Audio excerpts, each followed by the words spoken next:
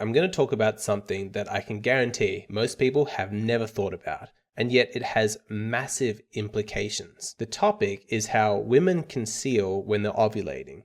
What I mean is that just by looking at a woman, you can't tell what stage of her cycle she's in. You don't know when she's fertile. Now, if you're thinking, okay, so what's the big deal? You don't know when a woman's ovulating. Keep watching. This is going to blow your mind. The first thing that you need to appreciate is that concealed ovulation is not the norm in the animal kingdom. In fact, it is extremely rare. Human beings are very, very unique. There are thousands and thousands of mammal species on the planet, and yet of all of them, only 32 conceal their ovulation. We are the only group living primate where the women conceal their ovulation. Think of female baboons when they get that massive red swelling on their butt. That's the sign that they're ovulating, and when male baboons see that, it drives them wild with desire. During the other stages of her cycle, when she doesn't have those red swellings, when she's not ovulating, the males show absolutely no sexual interest in her. And that's normal. That's how it is for most species. Which leads to the fascinating question, which is, why did female humans evolve to conceal their ovulation? What could the evolutionary purpose of this be? That's what I'm going to explore in this video. To help me out, I'm going to be referencing a paper called The Evolution of Monogamy and Concealed Ovulation in Humans. So for a long time, the prevailing theory was that women evolved to conceal their ovulation in order to promote a greater parental investment from males. You see, it's in the best interest of the woman that the man that she mates with is constantly interested in her, so constantly spending time with her, spending resources on her, providing for her, protecting her. If he can visibly see that she's only ovulating for a few days every single month, then the danger is that he's only going to show interest in her for those few days. That sucks for the female because she's essentially abandoned for the majority of her cycle. But if she conceals her ovulation, then he's constantly wanting to make love with her. He's constantly interested in her. And by his proximity, she gains the benefit of his resources and protection. Campbell, 1974, regards the loss of estrus and the resultant permanent sexual attractiveness as women as a necessary precondition for the evolution of an efficient long-term pair bond. So this was the dominant theory for a long time, that women conceal their ovulation so that men would pay more attention to them and give them that protection, resources, all of that stuff. But ultimately, this theory doesn't stand up to scrutiny. This is because if we are to believe that from an evolutionary perspective, the purpose of concealed ovulation is to promote long-term pair bonding, then other species that conceal their ovulation would, by necessity, be monogamous. But this is not the case. In fact, of the 32 species that conceal their ovulation, 22 of them are promiscuous or live in harems. And so, we need to look for an alternative explanation. The loss of estrus, ovulation, in the female is regarded not as a precondition to pair bonding, but as a means for increasing the likelihood of successful cuckoldry of the male after monogamy has been established. Alright, now things get interesting. The definition of cuckoldry is when a man is deceived by a woman into raising children who are genetically not his own. To state it in plain terms, the reason that women evolved to conceal ovulation is because it made it easier for them to have affairs, mate with a high-value man with superior genetics to her current partner, and then trick that partner into raising offspring that are not his. I know it's horrible, but biology is just biology, and evolution is not guided by considerations of fairness or justice. It's just genes trying to replicate themselves and make it to the next generation at whatever cost. Human beings might be socially monogamous, but we are not genetically monogamous. But why would a woman want to cheat? What benefit is there? Why wouldn't she just want to have children with her chosen partner? Well, imagine a scenario where a woman wants to pair off with the top man, the highest value male in her tribe. But unfortunately, she isn't beautiful enough to attract him into that long-term partnership. And so she has to settle for a lower value male. Now, she might be grateful for the resources and the protection of her partner, but secretly she wishes that her children would have the genetics of that higher status male. And so, at night time when everybody's sleeping, she sneaks off and she mates with that high value male. And in 9 months' time, she has his child, and her partner mistakenly thinks that it's his. From a gene's eye view, that arrangement is beneficial for the woman who's doing the cheating and for the man who she's cheating with. The male may father offspring in whom he will not have to invest or who will require only a minimal investment. The female may have offspring fathered by a male who is genetically superior to her mate. Now, the reason that concealed ovulation was evolutionarily selected for is because it makes the whole sordid ordeal a lot easier to get away with. Any female with an inconspicuous estrus in a monogamous mating system might be in a better position to mate with a superior male without her mate's detection. With concealed ovulation, there's no way for her partner to know when she's able to get pregnant. Maybe if she had big red swellings like the female baboons, and it was obvious that she was ovulating for 48 hours, he could just watch her that entire time. He could completely mate guard her, and by doing so, completely guarantee that any children she has are his. But a woman's biology makes that impossible. That is the purpose of concealed ovulation. And the depressing truth is that this is not a bug, this is a feature. Infidelity is built into our biology. Evolution has positively selected for it. It's a tough reality to face, but when you consider this from the perspective of the gene that wants to propagate itself,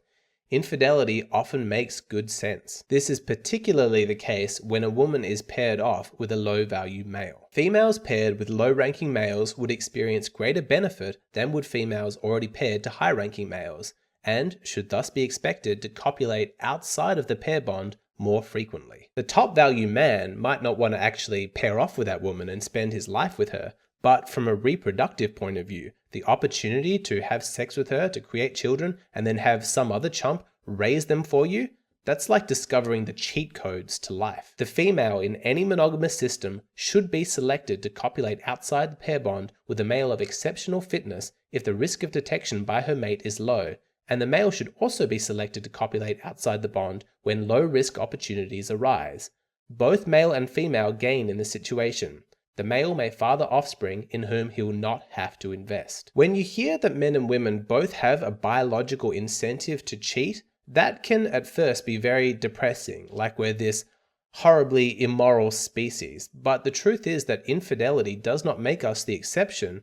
No, it makes us the rule. Truthfully, almost no species on this planet are genetically monogamous. For a long time, evolutionary biologists thought that birds were purely monogamous, really like the height of virtue in the animal kingdom. But with the invention of genetic testing, that completely blew this theory apart, because even though birds live in socially monogamous pairings, genetically, infidelity occurs all the time. Like most monogamous species, the females and males would occasionally have sex outside of that pair bond. That's just how they're built. And consider the advantage that concealed ovulation gives to a woman in the instance that her partner dies or abandons her. A pregnant female in a monogamous species, if deserted or in the case of the death of her mate, has three choices. She can abort the fetus and lose her initial investment.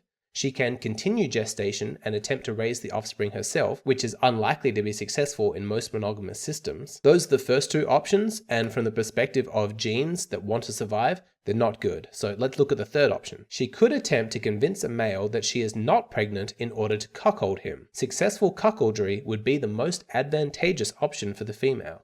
She would lose none of her investment and would acquire a mate who would also invest in her offspring. A female who showed no conspicuous estrus and was continually receptive would be better able to deceive a male into thinking that he was responsible for her pregnancy. It's a tough one to swallow, but can you see why concealed ovulation was specifically selected for? But then this raises an interesting question. Why is ovulation concealed even from the women?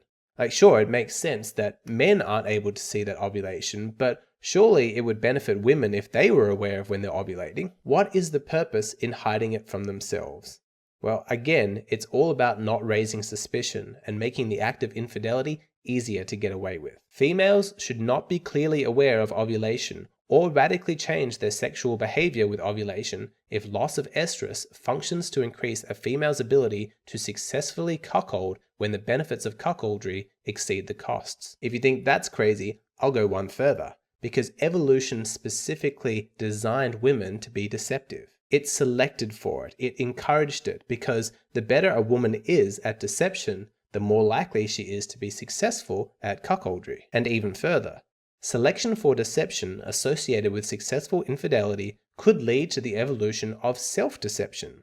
A female that deceives herself about her motivations associated with infidelity would undoubtedly be better at deceiving her mate. You see, it's in the best interests of women that they have very little awareness about what they're doing and why they're doing it. Her genes are hatching this plan to cuckold her partner, but they fear that if she is aware of this plan, then she's going to give the game away. And so they encourage self-deception. If you've ever wondered how a woman could cheat on her partner, how she could lie about it and then show no remorse or even understanding about what she's done, blame evolution. I'm being a bit flippant here. Obviously, there's a moral case to be made here about rising above what your instincts are telling you to do. But isn't it fascinating to actually examine our bodies as a way of tracing back clues as to how we were behaving in the past? Because it certainly places our modern day behaviors in an understandable context. We take it for granted that concealed ovulation is just a normal part of existence, but it's not. That is really, really rare. It's one of those things that makes humans unique.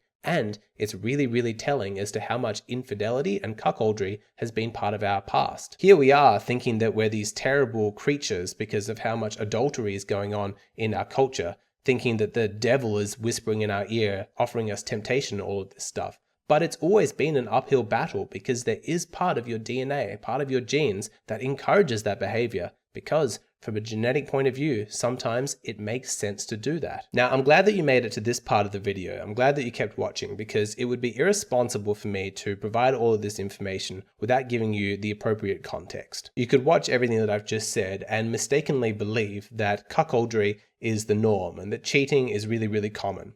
It's not. I'm going to share the statistics with you because you need to know that even though evolution has selected positively for something, that doesn't mean that it's the primary strategy that genes use to replicate themselves. More often than not, a strategy like that is the last resort. It's a sort of in case of emergency plan to be used if you're absolutely desperate. You don't ever want to have to resort to that, but it's important that you have that as a backup plan in case everything else goes wrong. So what is the likelihood that your partner is going to commit adultery?